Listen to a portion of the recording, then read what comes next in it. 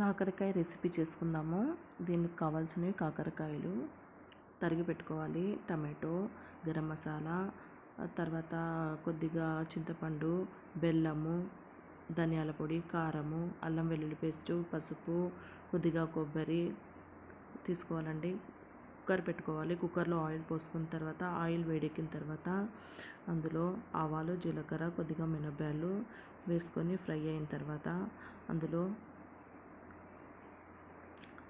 కొద్దిగా ఫ్రై అయిన తర్వాత అందులో కొద్దిగా కరివేపాకు వేసుకోవాలి. టమాటో వేసుకోవాలండి.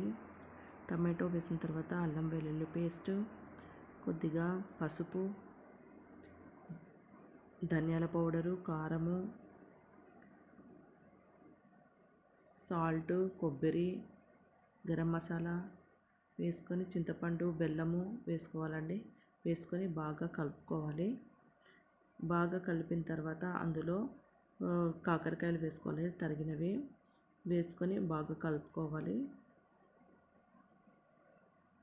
కలిపిన తర్వాత కుక్కర్ విజిల్ పెట్టుకోవాలండి. ఒక 2-3 విజిల్స్ అయితే చాలు.